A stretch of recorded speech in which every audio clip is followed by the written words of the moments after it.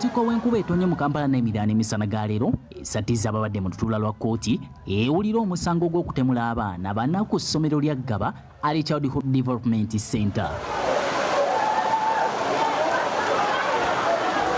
Enkuba etandise ng'ey'olusagiriro ejjiddemu kibuyaga okakkana nga weema omubadde omulamuzi alisika omuhanji kwaka etandise okutendewalirwa era ajjiddwawo nga nabugisi mufungize.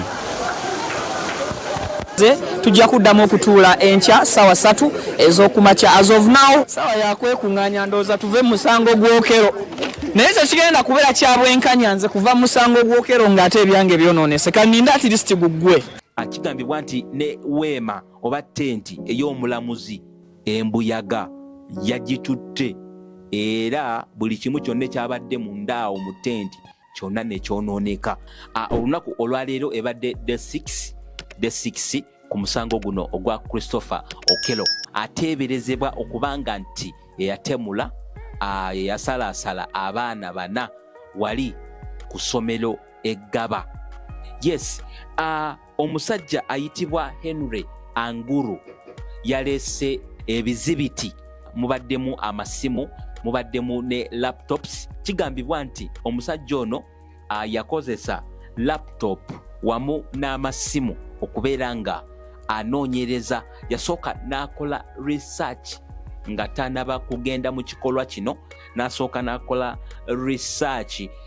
Bino bye bimu ku bintu bye yasooka okunoonyerezaako nga tanaba genda mu kikolwa kino. Yes, laptop eno omusajja ono yasooka n'agikozesa nga anoonyereza ng'ali ku mutimbagano nga anoonyereza nti how to get a gun in Uganda. Ekyo ekintu yakinoonyerezaako.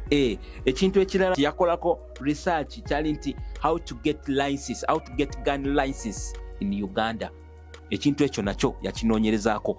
N'anoonyereza ne ku masomero ag'abaana kindergarten schools around Ggaba, around Kampala, around Ggaba. Ekyo nakyo yakinoonyerezaako ng'akozesa laptop eno. Omusajja ono kitegeeza nti yali mugezi nnyo. Yasooka n'atuula n'akola research emala. Ate jjukira mu kusooka kigambibwa nti omusajja ono yasooka n'ajjako n'agendako ku ssomero eyo, ku ssomero bw'obanga obadde ogoberera story eno, yasooka n'agendako ku ssomero eyo era n'akomawo olunaku olulala.